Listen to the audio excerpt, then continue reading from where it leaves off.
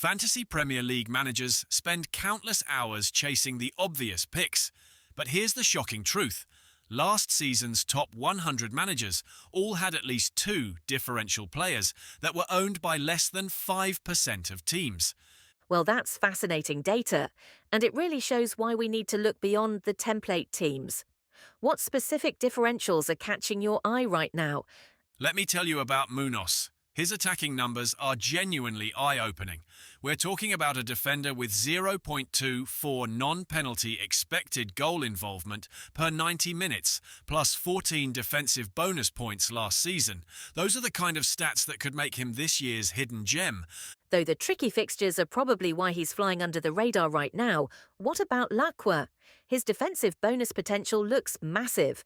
You know what's really interesting about Gakpo? He's sitting at less than 1.5% ownership, despite consistently strong underlying numbers. When you dig into the data, his defensive contributions are actually comparable to some premium defenders. And then there's Dorgu at Manchester United showing some real promise in preseason, though United's defensive issues make me a bit nervous. Speaking of defensive differentials, let's talk about Tarkowski. He actually led the league in defensive bonus points last season. With Everton's favourable upcoming fixtures, it's remarkable that more managers aren't considering him. Well, that's exactly the kind of stat that should make people take notice. And Forrest Williams at just $5 million could be another bargain if he nails down that starting spot. Moving into midfield, Mitoma from Brighton presents a fascinating case study. His underlying numbers suggest he's crucial to Brighton's attack, and his ability to create chances from nothing could make him explosive in any given game week. The historical data shows that Brighton's attacking players tend to outperform their ownership percentages early in the season. Have you looked at Anderson from Forest? Oh man, Anderson is such an interesting pick. 36 defensive bonus points last season, set-piece responsibilities, and those first 6 fixtures for Forest look absolutely perfect. At 5.5 million, he could be one of those season-defining differentials. And let's not forget about Cody Gakpo at Liverpool. His expected goals per 90 in preseason has been impressive. You know what really jumps out about Gakpo? His heat maps show he's actually getting into better scoring positions than he did last season. But the player really catching my eye is Saar at Crystal Palace. His expected goals data is absolutely elite among these differentials.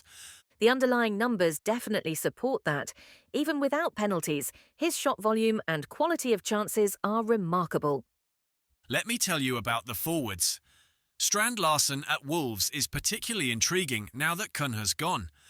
The data from his starts without Cunha last season shows a significant spike in both shots and expected goals.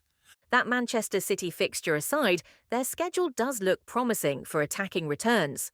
What about Evenilson at Bournemouth?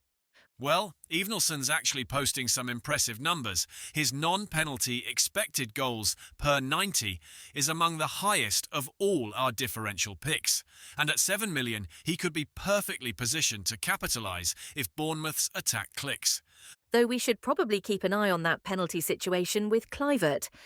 Let me share something fascinating about successful differential strategies. Historical data shows that the early season, specifically the first 6 game weeks, is when these picks tend to have the biggest impact on overall rank.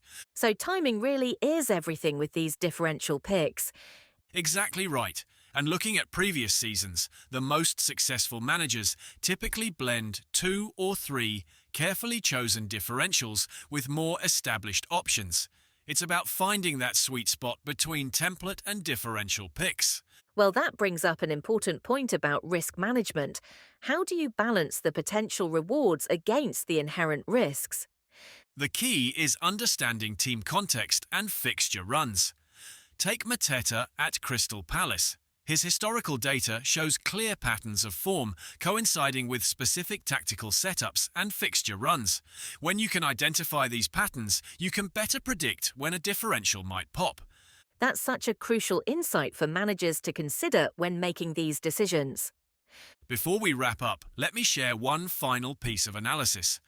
The data shows that successful differential picks often emerge from teams that are underperforming their expected goals. It's about identifying those situations where the underlying numbers suggest a positive regression is coming. Now, that's the kind of actionable insight our listeners can really use to get ahead in their leagues. And remember, while these differentials might be risky, they're often the picks that make the difference between a good season and a great one. The key is choosing the right moments to diverge from the template and trust the underlying data.